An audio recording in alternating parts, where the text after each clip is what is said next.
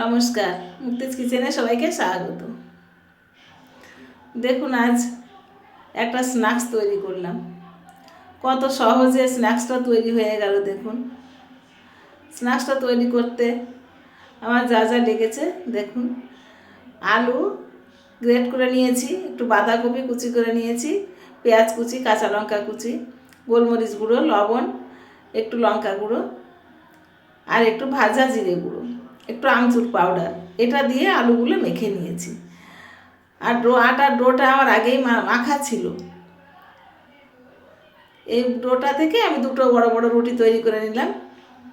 রুটি দেখুন, একটা তৈরি হয়ে গেছে আমার রুটিটা তৈরি করে আমি এবারে একটা রুটি ছিদ্রযুক্ত একটা থালা নিয়েছি, তার ভিতরে একটু তেল ব্রাশ করে রুটিটা দিয়ে দিলাম। দিয়ে রুটিটার উপরে আলুগুলো দিয়ে দিয়েছি। যে আলুর পুরটা আমি তৈরি করে রেখেছিলাম দিয়ে দিয়েছি। ওটা দিয়ে এইবার এই ছিদ্রযুক্ত থালাটা আমি ভাপে বসিয়ে দেব। ভাপে আমি রাইস কুকারেই বসিয়েছি। আপনারা চাইলে কড়াইতেও করতে পারেন, হাঁড়িতেও করতে পারেন, যার যেটা সুবিধা। দেখুন, আমার এই যে মাত্র 5 মিনিট ভাপালেই হয়ে গেছে। ভাপিয়ে নামিয়ে নিয়েছি। নামানোর পরে দেখুন, এটা আমার এই থালাটা ছিদ্র ছিদ্র ছিল, তার জন্য এরকম একটা ডিজাইন হয়ে গেছে। এটা কিন্তু কিছু না, কোনো ব্যাপার না। যাই হোক, এবার দেখুন আমি এটা থেকে এখন লম্বা লম্বা করে পিস পিস করে কেটে নেব। এই যে দেখুন, কেটে নিচ্ছি আমি কীভাবে কাটছি আপনারা দেখুন। এইভাবে কেটে নিতে হবে। এগুলো সবগুলো একইভাবে কেটে নিব। এবার মাঝখান থেকে কেটে আরেকটু টুকরো ছোটো টুকরো করব। ছোটো টুকরো করে নিয়ে সবগুলো কেটে নিয়ে আমি ফিরে আসছি। দেখুন, আমার চ্যানেলটা একেবারেই নতুন, তাই আপনারা অনুগ্রহ করে আমার চ্যানেলটাকে সাবস্ক্রাইব করে পাশে থাকা বেল আইকনটি ক্লিক করবেন, লাইক কমেন্ট শেয়ার করবেন। আর যদি আমার ফেসবুক পেজ থেকে আমার ভিডিওটা দেখেন তাহলে আমার পেজটাকে ফলো করে আমার পাশে থাকবেন। এই যে দেখুন, আমি সবগুলো কেটে নিয়েছি। আর এদিকে একটা বাটি নিয়ে নিয়েছি। বাটির মধ্যে নিয়ে নিলাম 1 চামচ ময়দা আর 1.5 চামচ দিলাম কর্নফ্লাওয়ার। বড় চামচের, এটা অবশ্যই টেবিল চামচের 1.5 চামচ দিয়েছি ময়দা, আর 1.5 চামচ দিয়েছি কর্নফ্লাওয়ার। আর দিয়েছি একটু সাদা তিল, একটু গোলমরিচ গুঁড়ো, একটু লবণ, একটু চিলি ফ্লেক্স। এটা দিয়েই মেখে নিয়েছি। ধনে পাতাও দেওয়া যায় এর ভেতরে, কিন্তু আমার ঘরে আজকে ধনে পাতাটা ছিল না, তাই আমি দিতে পারিনি। দিলেও হয়, না দিলেও হয়, দিলে একটু ভালো হয়। যাই হোক, এবার জল দিয়ে আমি পাতলা করে একটা গোলা মতো তৈরি করে নেব। একটা ব্যাটার তৈরি করে নেব একটু পাতলা করে। ব্যাটারটা কিন্তু কোনো ঘন হবে না, বেশ পাতলা একটা ব্যাটার হবে। এই যে দেখুন, আমি ব্যাটারটা তৈরি করছি কিভাবে দেখুন। এইভাবে তৈরি করে নেবেন ব্যাটারটা।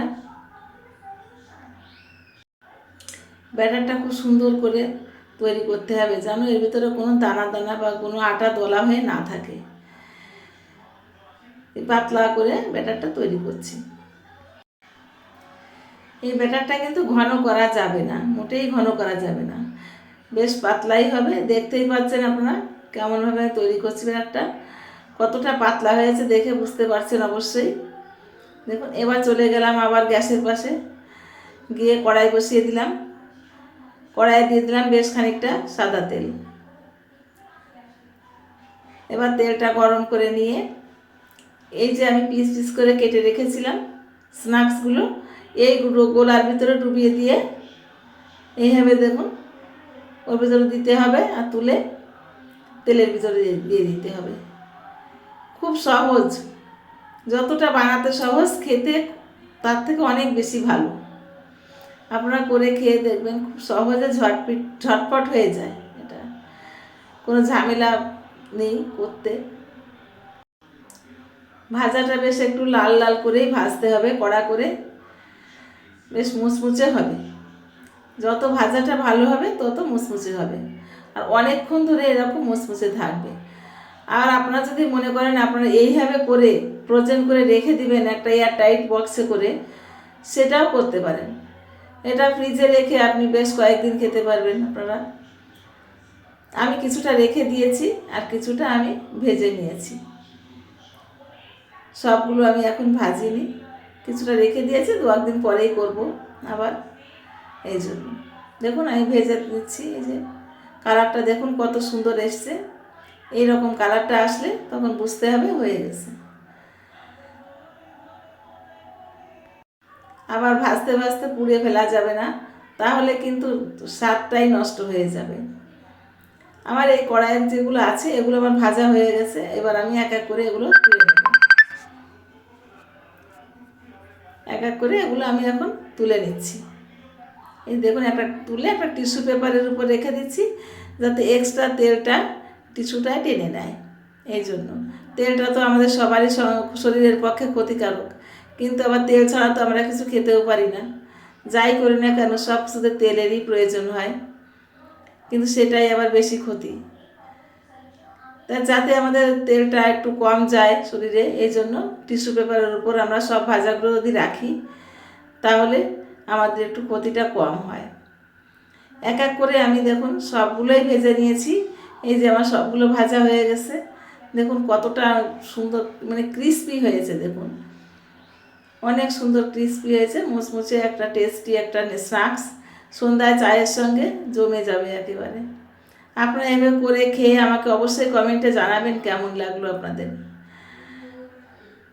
ধন্যবাদ সবাইকে। সবাই ভালো থাকবেন, সুস্থ থাকবেন। আজ এ পর্যন্তই, অন্যদিন দেখা হবে অন্য কোনো নতুন ভিডিও নিয়ে। আজ তাহলে আসি, টাটা, সবাই ভালো থাকবেন।